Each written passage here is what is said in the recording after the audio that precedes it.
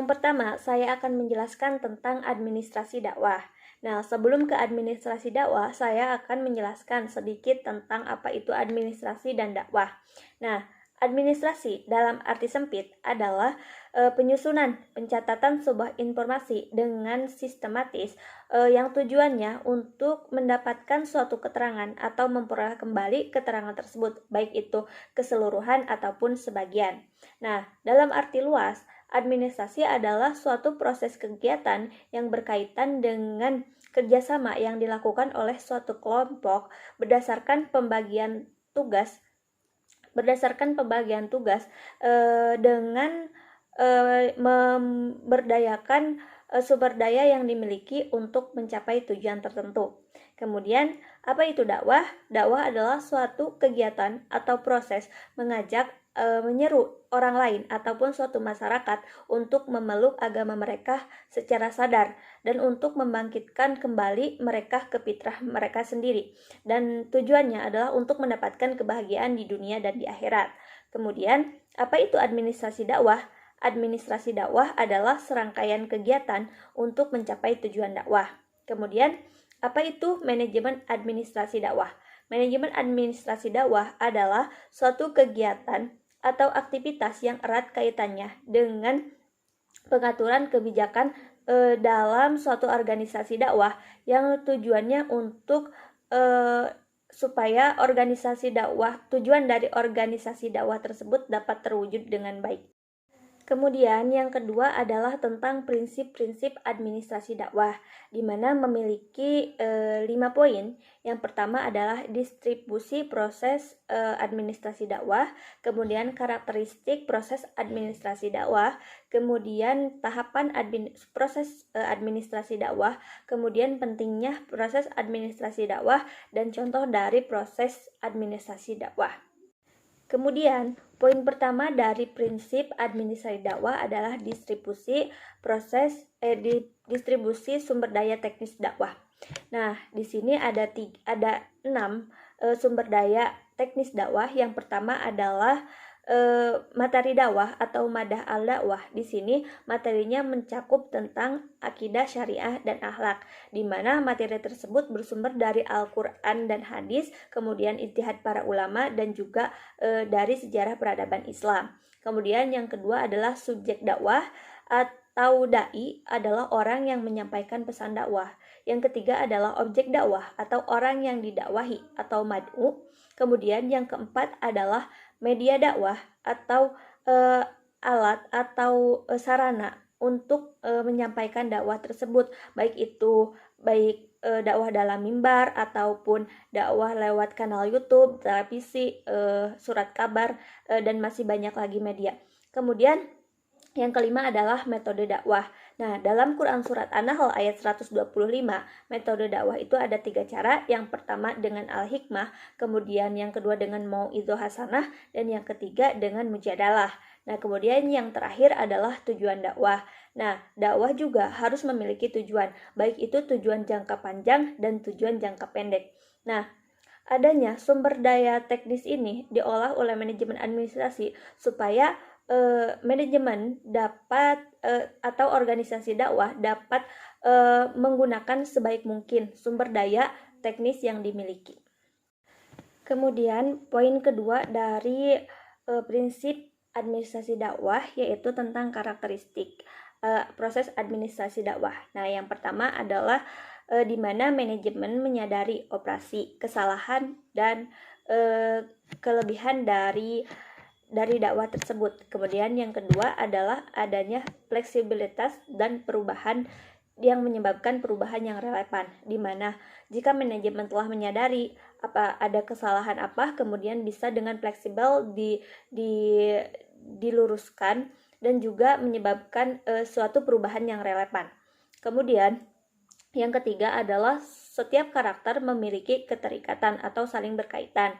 Kemudian yang terakhir adalah bahwasanya ada satu waktu di mana kita bisa melihat kemajuan dari pekerjaan yang telah kita lakukan, atau dalam perspektif lain kita dapat menyebutnya dengan controlling atau pengendalian.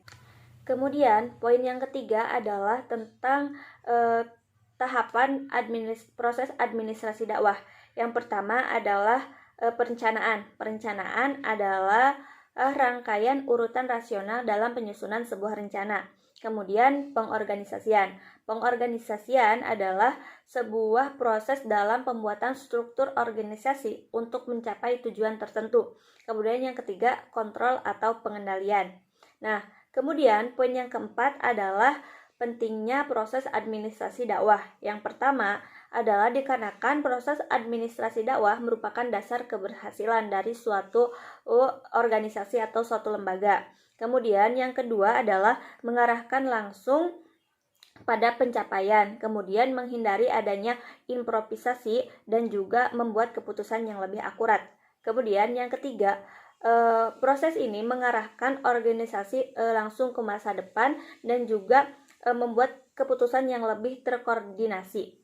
Kemudian juga tujuannya tidak hanya ditentukan tetapi juga dicapai secara efisien. Kemudian yang terakhir adalah organisasi berjalan atau bekerja dengan lebih aman dan lebih sedikit adanya disorganisasi. Kemudian poin yang kelima adalah contoh dari proses administrasi dakwah. Yang pertama adalah tentang perencanaan, di mana para sumber daya manusia ini berusaha untuk mewujudkan 5W plus 1H dalam sumber daya teknis yang telah dijelaskan sebelumnya.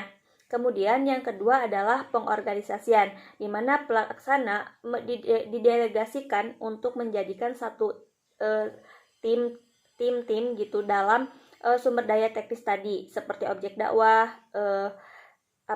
subjek dakwah dan lain-lainnya. Kemudian pengendalian atau pengontrolan adalah di mana pada akhir proses kita melihat adanya kekuatan ataupun kekurangan dari proses tersebut. Nah, jikapun ada kekurangan maka akan dijadikan bahan untuk diperbaiki di masa yang akan mendatang, dan kelebihannya akan lebih baik untuk dikembangkan lagi di masa yang akan datang. Kemudian pembahasan ketiga adalah tentang prinsip administrasi menurut Henry Payol. Di sini ada 14 prinsip administrasi menurut Henry Payol. Yang pertama adalah pembagian kerja, di mana manajemen harus membagi kerja kepada para karyawan dengan kemampuan yang mereka miliki, supaya kemampuan mereka bisa lebih dikembangkan dan memberikan yang terbaik kepada sebuah perusahaan atau lembaga. Yang kedua adalah keseimbangan antara wewenang dan tanggung jawab, di mana di sini wewenang berkaitan dengan tanggung jawab. Maka wewenang apa yang kita berikan, kita juga harus mempertanggungjawabkannya dengan baik gitu. Kemudian yang ketiga adalah tentang kedisiplinan. Yang keempat tentang kesatuan komando. Nah, di mana para karyawan atau sumber daya manusia yang ada dalam suatu organisasi harus mengikuti perintah dari satu orang saja supaya tidak banyaknya pertentangan. Kemudian yang kelima adalah kesatuan arah, di mana semua para anggota dalam suatu perusahaan atau organisasi harus memiliki arah dan tujuan yang sama. Kemudian yang keenam adalah mengutamakan kepentingan organisasi daripada kepentingan pribadi. Kemudian yang ketujuh adalah kompensasi yang adil. Nah, di sini di mana manajer harus memberikan kompensasi berupa upah atau gaji yang sesuai dengan apa yang telah dikerjakan dan usaha yang telah dikerjakan oleh karyawannya. Kemudian sentralisasi. Di sini Payol menyarankan bahwasanya harus diadakannya sentralisasi yang seimbang. Kemudian adanya rantai skalar atau rantai wewenang dari atas sampai bawah gitu. Kemudian tata tertib. Nah, tata tertib ini diperlukan untuk ditaati dan menjadikan sebuah perusahaan atau organisasi ini lebih efisien dan efektif dalam bekerja. Kemudian keadilan, di mana para manajer harus memberikan keadilan kepada karyawan-karyawannya. Kemudian stabilitas kondisi karyawan. Nah, di sini manajer harus tetap menjaga stabilitas kondisi karyawan untuk tetap bekerja dengan baik. Kemudian inisiatif. Nah, manajer harus memberikan kewenangan untuk para karyawannya berinisiatif. Kemudian yang terakhir adalah semangat kesatuan. Oke, mungkin itu yang bisa saya sampaikan.